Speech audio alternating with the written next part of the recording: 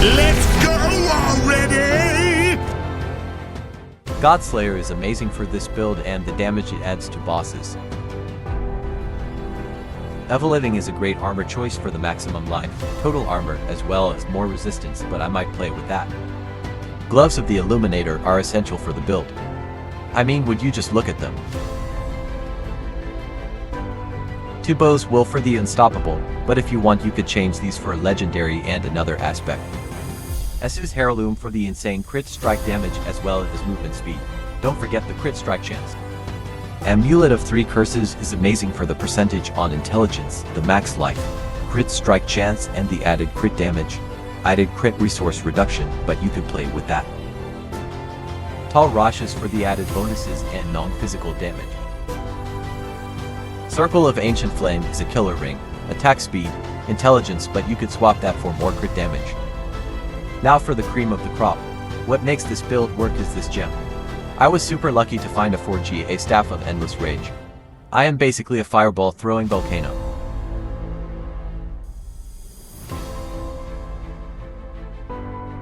Perfect resistances. Could have more attack speed, but with the build firing up it cranks up. But 10.1% attack speed with 53% crit chance with an amazing 837.7% crit damage, which will go higher once I finish masterworking and glyphs.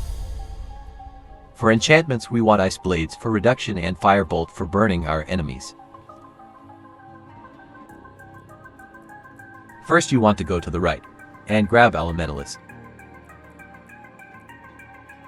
Then straight up to Erudite, and grab the 4-block corner. For our first glyph slot you want to grab Reinforced, for the damage reduction. Next up we want to go up the left hand side and grab Elemental Balance. For our first board we want to attach is going to be the Enchantment Master, not for the node itself, but we want the board. Head up straight and take a slight left so you can grab Elementalist for the life and non-physical damage.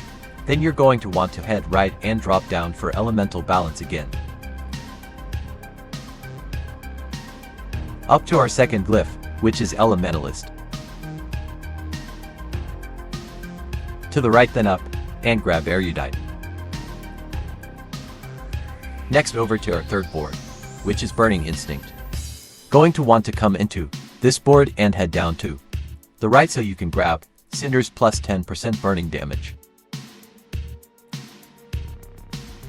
For the third glyph you are going to want to use Destruction for the insane critical strike damage bonus. Head down and grab Smoldering Embers and extra dexterity needed for our glyph.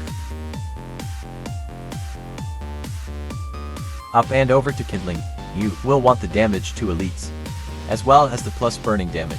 Straight up and then fork off to the left to grab Safeguard. The damage reduction from elites is key.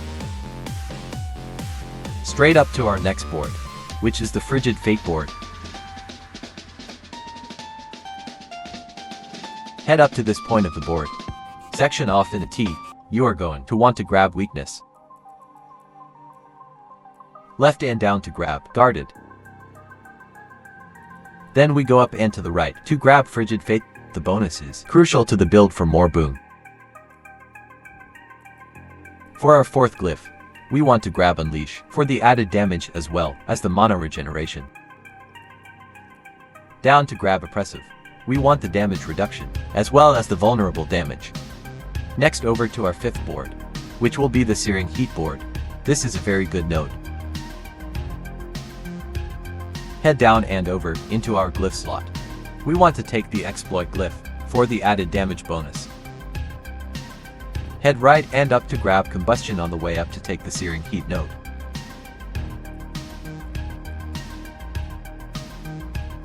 Grab Searing Heat. Grab Flame Touched on the way down to our last Paragon board.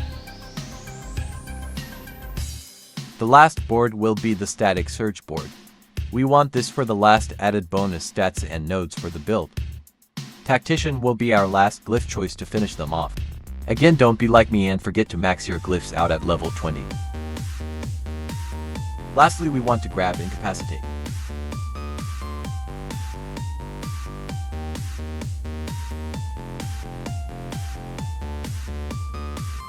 So to recap, we have Enchantment Master top left.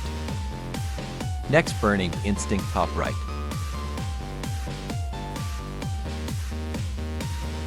Then Frigid Fate middle. Searing Heat top right. Static Surge middle. Thanks for watching, we appreciate you. Enjoy your day and see you in the next one.